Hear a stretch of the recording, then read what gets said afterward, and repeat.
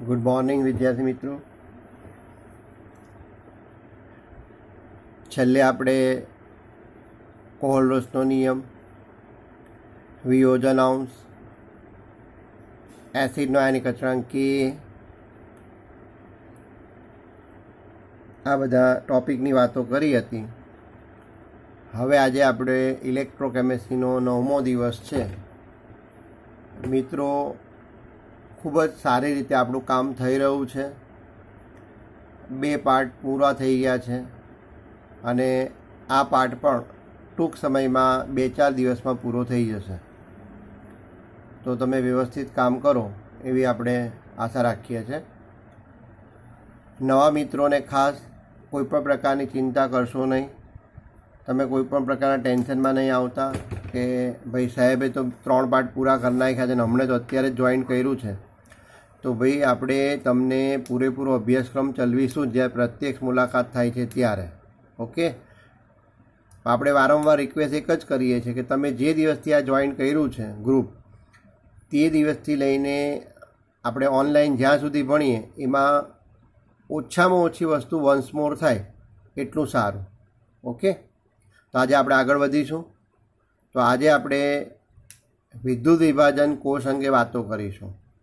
પણ તે પહેલાં આ પાઠમાં 2 પ્રકારના કોષ છે, એક વિદ્યુત રાસાયણિક કોષ અને એક વિદ્યુત વિભાજન કોષ.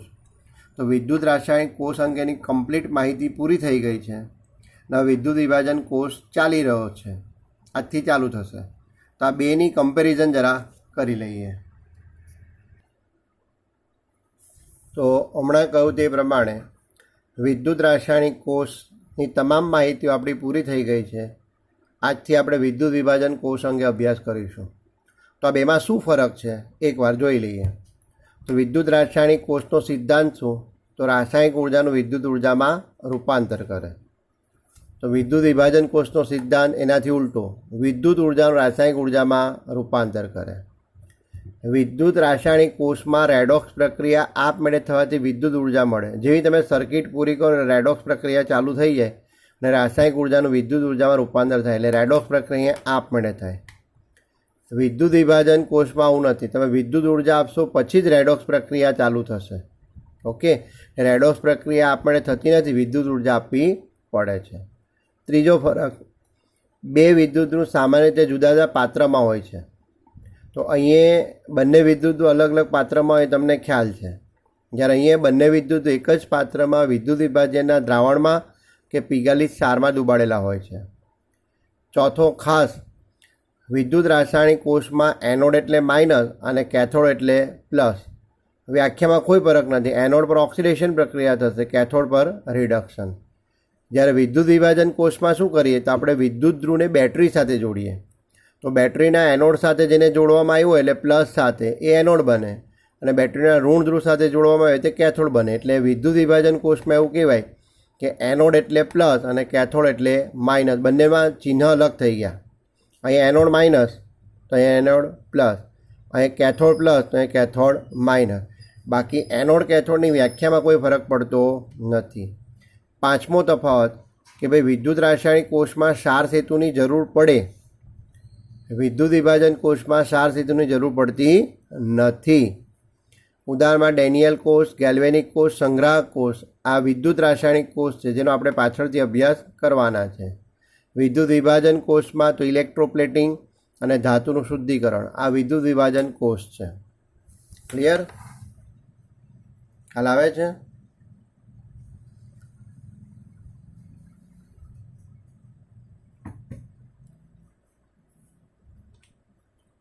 ત્યારબાદ ઔદ્યોગિક ઉત્પાદન માટેના વિદ્યુત વિભાજન કોષ. તો કોષ્ટકમાં તમને દેખાય છે NaClના 3 દ્રાવણ છે, પીગલિત, સાંદ્ર અને મંદ. તો આ 3 દ્રાવણનું જો તમે વિદ્યુત વિભાજન કરો તો શું મળતી નિપજ સરખી હોય? તો જવાબ ના. જે આપણે પાછળથી જોવાના છે એટલે એની ચિંતા કરશો નહીં. ત્યારબાદ ચોથું, Al2O3નું વિદ્યુત વિભાજન કરીએ તો તમને એનોડ અને કેથોડ પર શું મળે? તો કેથોડ પર એલ્યુમિનિયમ મળે અને એનોડ પર O2 અને CO2. KHF2નું નિર્જળ HFમાં વિદ્યુત વિભાજન કરીએ તો કેથોડ પર હાઇડ્રોજન મળે, એનોડ પર F2 મળે છે. તો આ યાદ રાખો. તો આ માહિતી આપણે જૂની ટેક્સ્ટબુકમાંથી લઈ લીધી છે. હાલમાં આપણી ટેક્સ્ટબુકમાં નહીં દેખાશે, પરંતુ આ બધી માહિતીઓ ક્યાંય ને ક્યાંક આવે જ છે, બરાબર છે. તો આ માહિતી તમને પી વિભાગમાં પણ આવશે, આવી જ માહિતી તમને તત્વોનું નિષ્કર્ષણમાં પણ આવશે. એટલા માટે આપણે અત્યારે જ લઈ લઈએ છીએ કે જેથી કન્ટિન્યુટી જળવાયેલી રહે. હવે તમને સવાલ થાય કે સાહેબ વિદ્યુત વિભાજન કોષ કોને કહેવાય, વિદ્યુત વિભાજન પ્રક્રિયા કોને કહેવાય? તો આપણે એની વાતો કરીએ. તો વિદ્યુત વિભાજન માટે વપરાતા ઉપકરણને વિદ્યુત વિભાજન કોષ કહેવાય. તમે કોઈ પણ ઉપકરણ લઈ લો, કોઈ પણ પાત્ર લઈ લો કે કોઈ પણ સાધન લઈ લો, આમાં તમે વિદ્યુત વિભાજન પ્રક્રિયા કરો તો એને વિદ્યુત વિભાજન કોષ કહેવાય. ટૂંકમાં જેમાં તમે વિદ્યુત વિભાજન પ્રક્રિયા કરશો એને વિદ્યુત વિભાજન કોષ કહેવાય. વિદ્યુત વિભાજન એક રેડોક્સ પ્રક્રિયા છે.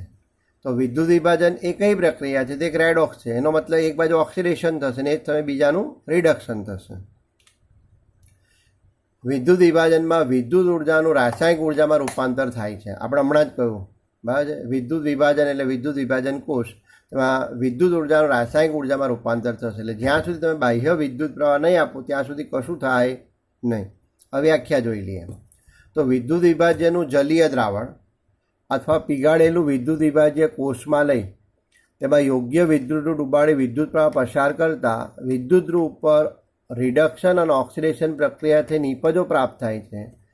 આ પ્રકારની રેડોક્સ પ્રક્રિયાના પરિમાણને વિદ્યુત વિભાજન કહે છે. શું કહે છે આપણને કે ભાઈ તમે એક વિદ્યુત વિભાજન કોષ લઈ લો. હવે આ કોષમાં શું લઈ શકાય? તો આ કોષમાં વિદ્યુત વિભાજ્યનું તમે જલીય દ્રાવણ લઈ શકો અથવા વિદ્યુત વિભાજનનું પીગાળેલું દ્રાવણ લઈ શકો. આ સિવાય બીજી કોઈ શક્યતા રહેતી નથી. દરેક વખતે વિદ્યુત વિભાજનનું જલીય દ્રાવણ ન લેવાય તો આપણે લઈશું પીગાળેલું દ્રાવણ, અને પીગાળેલું દ્રાવણ ન લેવાતું હોય તો આપણે લઈશું જલીય દ્રાવણ. પણ ટૂંકમાં બેમાંથી એક જ લઈ શકાય. ત્યારબાદ એમાં યોગ્ય વિદ્યુત ધ્રુવ ડૂબાડવાના છે. અને એટલા માટે જ આપણે આ પાઠને શરૂઆતમાં જ વિદ્યુત ધ્રુવના પ્રકાર ચલાવ્યા છે. અહીં યોગ્ય વિદ્યુત ધ્રુવ કયો એવો તમને પ્રશ્ન થાય તો તમને ખબર છે કે વિદ્યુત ધ્રુવ 3 પ્રકારના: સક્રિય વિદ્યુત ધ્રુવ, નિષ્ક્રિય વિદ્યુત ધ્રુવ અને વાયુ વિદ્યુત ધ્રુવ. અને એની તમામ માહિતી તમને આપી દેવામાં આવી છે. એ ડૂબાડો અને પછી તમે વિદ્યુત પ્રવાહ જેવી પસાર કરશો એટલે વિદ્યુત ધ્રુવ પર ઓક્સિડેશન રિડક્શન પ્રક્રિયાથી તમને નિપજ પ્રાપ્ત થાય. તો આ પ્રકારની રેડોક્સ પ્રક્રિયાના પરિમાણને વિદ્યુત વિભાજન પ્રક્રિયા કહે છે. ઓકે.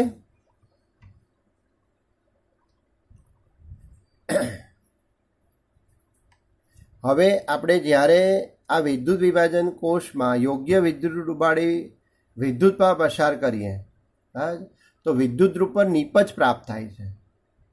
તો શું આ વિદ્યુત ધ્રુવ પર પ્રાપ્ત થતી નિપજ અને વિદ્યુત વિભાજન કોષ વચ્ચે કોઈ સંબંધ ખરો? આવો પ્રશ્ન માઇકલ ફેરાડેને થયો હતો અને એણે એમનો જવાબ શોધી કાઢ્યો. અને એના ઉપર એમણે જે નિયમ આપ્યા જેને કહેવાય છે વિદ્યુત વિભાજન માટે ફેરાડેના નિયમો. તો વિદ્યુત વિભાજન કોષમાં વિદ્યુત ધ્રુવ પર મળતી નિપજ અને વિદ્યુત વિભાજન કોષમાંથી પસાર કરેલા વિદ્યુત જથ્થા વચ્ચેનો સંબંધ માઇકલ ફેરાડે નામના વૈજ્ઞાનિકે આપ્યો હતો, જેને વિદ્યુત વિભાજન માટેના ફેરાડેના નિયમ કહેવાય.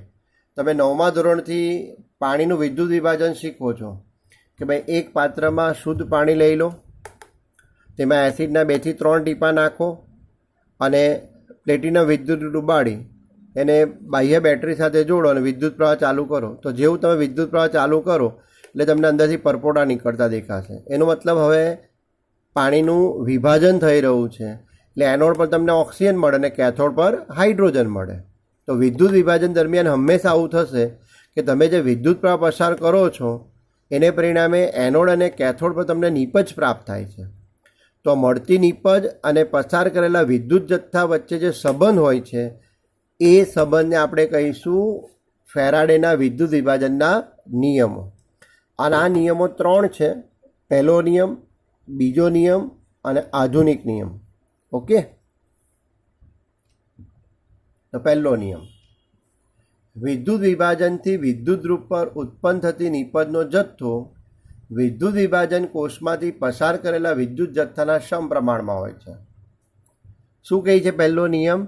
કે વિદ્યુત ધ્રુવ પર મળતી નિપજનો જથ્થો વિદ્યુત વિભાજન કોષમાંથી પસાર કરેલા વિદ્યુત જથ્થાના સમપ્રમાણમાં હોય છે. એનો મતલબ કે તમે એક સમાન 4 કોષ બનાવો. પહેલા કોષમાં તમે 1 કલાક વિદ્યુત પ્રવાહ પસાર કરો, પછી બીજામાં 2 કલાક, ત્રીજામાં 3 કલાક અને ચોથામાં 4 કલાક.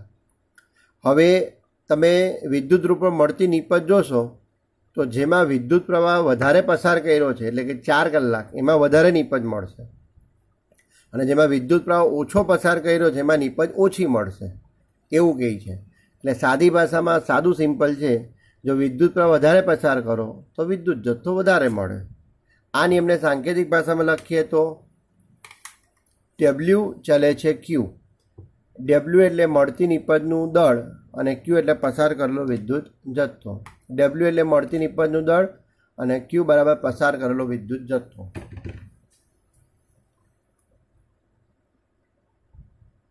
મિત્રો એકદમ સાદું સિમ્પલ છે, અને આ માઇકલ ફેરાડેના નિયમો એ 3 માર્કમાં પણ પૂછાયા છે. માત્ર તમારે નિયમ જ લખવાના અને 3 માર્ક લઈ લેવાના છે. બરાબર છે. કોઈ વાર તો 2 નિયમ પણ લખવાના પૂછાયા છે, તો આપણે આ 3 નિયમ કડકડાટ ગોખી નાખીશું.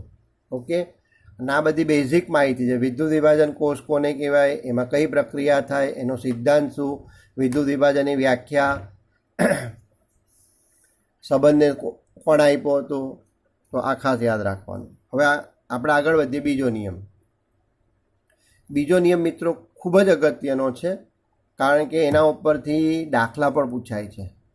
તો આપણે ઇલેક્ટ્રોકેમિસ્ટ્રીમાં જે દાખલા ગણીશું તેમાં ફેરાડેના બીજા નિયમ આધારિત દાખલાઓ મોસ્ટ આઈએમપી છે, એમસીક્યુમાં પણ પૂછાય છે, અને પાર્ટ બીમાં 3 થી 4 માર્કના પણ પૂછાય છે. તો બીજો નિયમ, 2 કે તેથી વધારે જુદા જુદા વિદ્યુત વિભાજ્ય ધરાવતા વિદ્યુત વિભાજન કોષોને શ્રેણીબદ્ધ કરી તેમાં એક સરખો વિદ્યુત જથ્થો પસાર કરવામાં આવે તો વિવિધ વિદ્યુત રૂપ પર પ્રાપ્ત થતી નિપજનો જથ્થો તેમના તુલ્ય ભારના સમપ્રમાણમાં હોય છે. બીજો નિયમ શું કહે છે કે ભાઈ તમે જુદા જુદા વિદ્યુત વિભાજ્યવાળા વિદ્યુત વિભાજન કોષ લઈ લો, પણ દરેકને શ્રેણીબદ્ધ જોડો, અને શ્રેણીબદ્ધ જોડ્યા બાદ જો દરેકને એક સરખો વિદ્યુત જથ્થો લાગુ પાડવામાં આવે તો એવું કહેવાય છે કે વિદ્યુત રૂપે પ્રાપ્ત થતી નિપજનો જથ્થો એ તેના તુલ્ય ભારના સમપ્રમાણમાં હોય છે. તો હું આકૃતિ દ્વારા તમને આ સમજાવું છું. દાખલા તરીકે આપણે 3 જુદા જુદા વિદ્યુત વિભાજન કોષ લઈ લીધા. પહેલું કોપર સલ્ફેટ, બીજું સિલ્વર નાઇટ્રેટ અને ત્રીજું મેગ્નેશિયમ ક્લોરાઇડ. હવે આ ત્રણેય કોષોને આપણે શ્રેણીબદ્ધ જોડી દઈએ અને એવી પ્રાયોગિક ગોઠવણી કરીએ કે આ દરેકને એક સરખો વિદ્યુત જથ્થો પ્રવાહ મળે.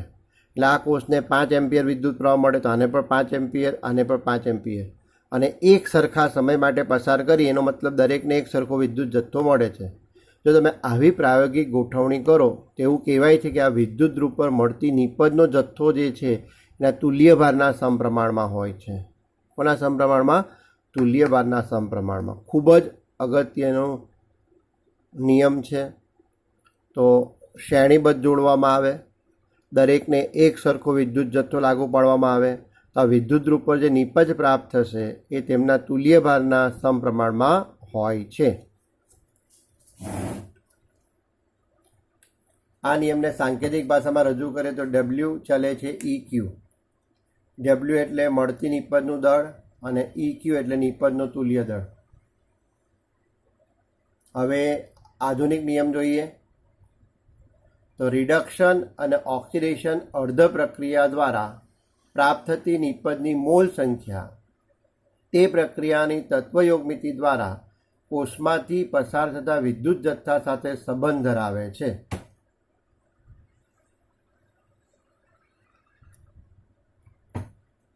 રિડક્શન અને ઓક્સિડેશન અર્ધ પ્રક્રિયા દ્વારા પ્રાપ્ત થતી નિપજના મોલની સંખ્યા તે પ્રક્રિયાઓની તત્વયોગમિતિ દ્વારા કોષમાંથી પસાર થતા વિદ્યુત જથ્થા સાથે સંબંધ ધરાવે છે.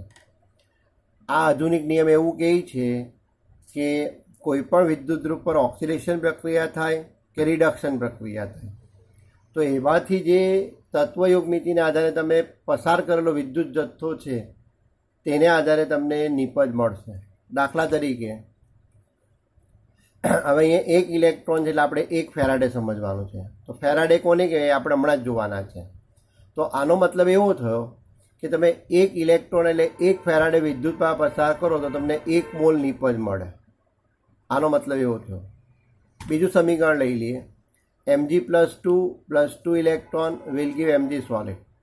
તો આ સમીકરણનો મતલબ એવો થાય છે કે જો તમે 2 ફેરાડે 2 ઇલેક્ટ્રોન એટલે 2 ફેરાડે વિદ્યુત પ્રવાહ પસાર કરો તો તમને 1 મોલની પદ મળે છે. અને ત્રીજું સમીકરણ લઈ લઈએ. Al+3 electron will give Al solid. તો આ ત્રીજું સમીકરણ એવું કહે છે કે જો તમે 3 ઇલેક્ટ્રોન એટલે 3 ફેરાડે વિદ્યુત પ્રવાહ પસાર કરો તો તમને 1 મોલ એલ્યુમિનિયમ મળે છે. તો ત્રણેય સમીકરણમાં જોઈ લો નિપજ તો 1 જ મોલ મળે છે, પણ આ વિદ્યુત જથ્થો જે છે જુદો જુદો છે એટલે એમની સાથે સંબંધ ધરાવે છે. તો ફરી પાછો નિયમ જોઈ લો.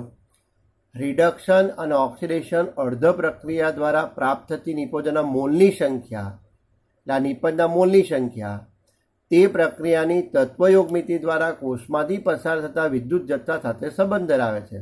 તો એ જોઈ લો, 1 ફેરાડે પસાર કરો તો 1 મળે છે, 2 ફેરાડે પસાર કરો તો પણ 1 મળે છે, અને 3 ફેરાડે પસાર કરો તો 1 મળે છે. તો આ તત્વયોગમિતીય સંબંધ છે, આવું કહે છે. ક્લિયર? તો આવા અર્ધ ઓક્સિડેશન અને અર્ધ રિડક્શનના સમીકરણો આપણે લખીને વિદ્યુત વિભાજનના દાખલા કમ્પલસરી ગણવા પડશે. હવે 1 ઇલેક્ટ્રોન 2 ઇલેક્ટ્રોન અને 3 ઇલેક્ટ્રોન કેમ લખાય હવે તમને ખ્યાલ છે. તો આ અર્થઘટન કરતાં આવડશે તો જ આપણને દાખલા ગણતા આવડશે.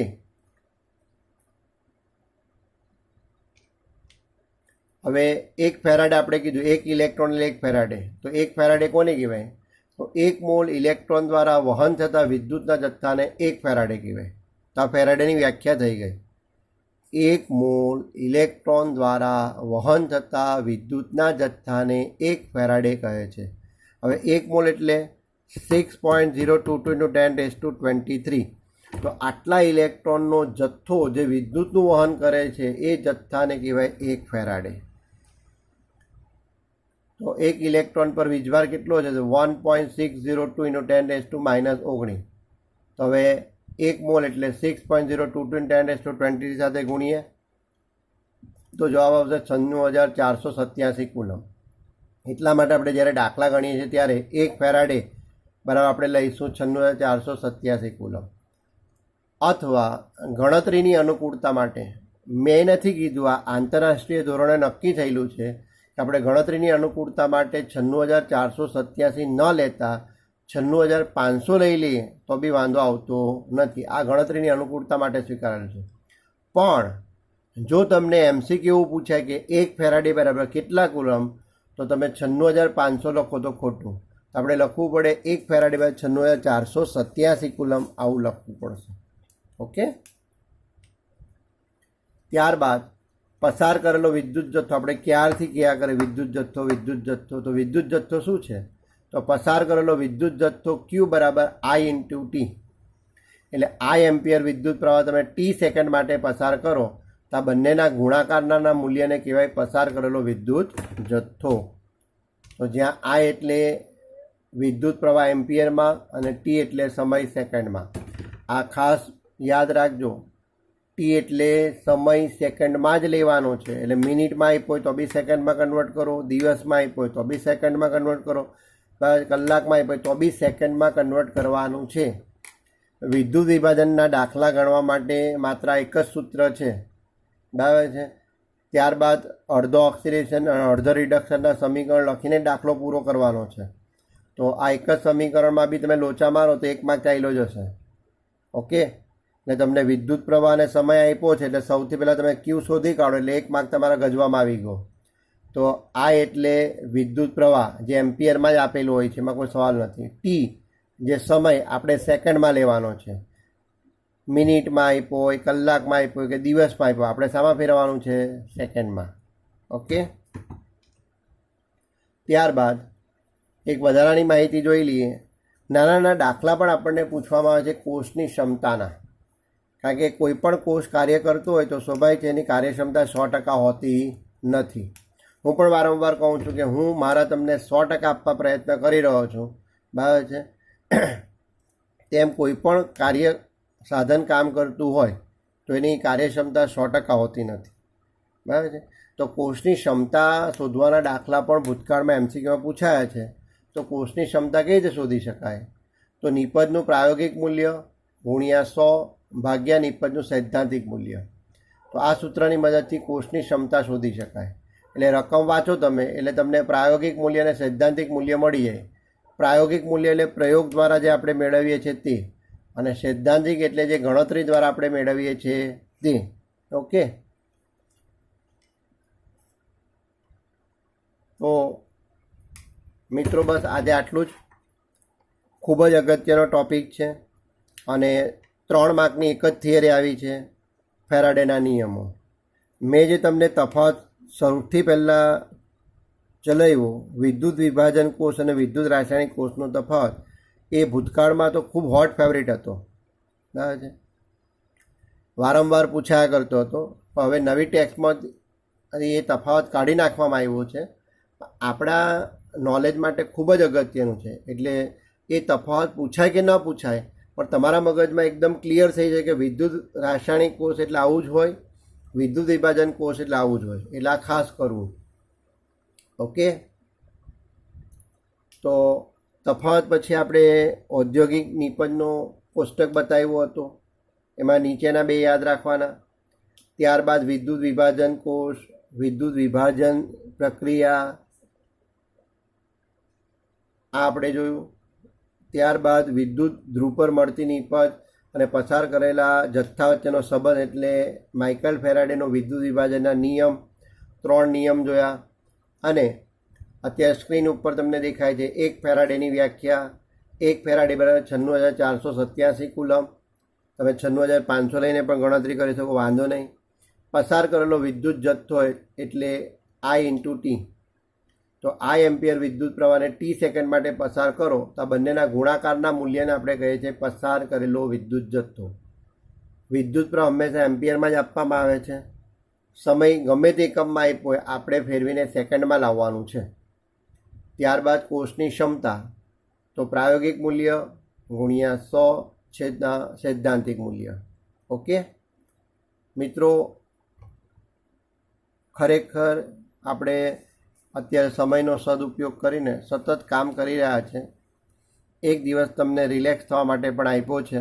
બસ આપણે લગભગ ઘણા દિવસને અંતે સોમવારે એક બ્રેક આપીએ છીએ. સોમવારે એક બ્રેક આપીએ છીએ. આશા રાખીશ કે તમે બરાબર કામ કરતા રહેશો. આ વિડીયો જોયા પછી તમે તમારા વોટ્સએપ નંબર ઉપરથી અથવા ટેક્સ્ટ નંબર ઉપરથી મારા મોબાઈલ એરટેલના પર જરાક યસનો મેસેજ પાસ કરી દેજો. ખાલી યસ લખી દો એટલે ઓકે. કારણ કે મેં અગાઉ પણ કહ્યું છે કે મારો મોબાઈલ બંધ થઈ ગયો છે અને એરટેલનો નંબર જ ચાલુ છે. ઓકે, તો હજુ કેટલાક વિદ્યાર્થીઓ જોઈ છે પણ મેસેજ મોકલતા નથી. તો એકવાર આ વિડીયો જોયા પછી તમે યસ મોકલજો લખીને, એટલે મને ખ્યાલ આવે કે તમે પણ સક્રિય છો. મિત્રો, તમારો એક મેસેજ મારા ઉત્સાહમાં વધારો કરે છે. અને આ સમયની બરબાદી પ્લીઝ નહીં કરશો. કારણ કે સમયે કોઈની રાહ નથી તમારી રાહ જોશે ને મારી રાહ જોશે, બરાબર છે. સમાચાર પત્રમાં આવતા જે કંઈ પણ સમાચારો છે તમારે કોઈ ધ્યાન આપવાનું નથી, બરાબર છે. કે ભાઈ સત્ર મોડું ચાલુ થશે તો અભ્યાસક્રમ ઓછો થઈ જશે, સત્ર ટૂંકાવી દેવામાં આવશે. આપણે એની સાથે મતલબ નથી. આપણે 2021માં માર્ચમાં જ પરીક્ષા આપવાની છે, બરાબર છે. એટલે અભ્યાસક્રમ ટૂંકો થઈ જાય, લાંબો થઈ જાય, એમાં આપણે કંઈ પડવાની જરૂર છે નહીં. ઓકે,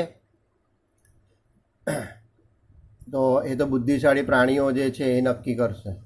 આપણે એમાં ચિંતા કરો. આપણું કામ એક જ છે, અત્યારે કામ કરીએ જવાનું છે, બરાબર છે. અને વ્યવસ્થિતપણે મિત્રો લખીને કરજો. 2 વાર લખવાનું છે. આ બધું જ કામ 2 વાર લખવાનું છે. Okay, thank you so much. જય હિન્દ, જય ભારત.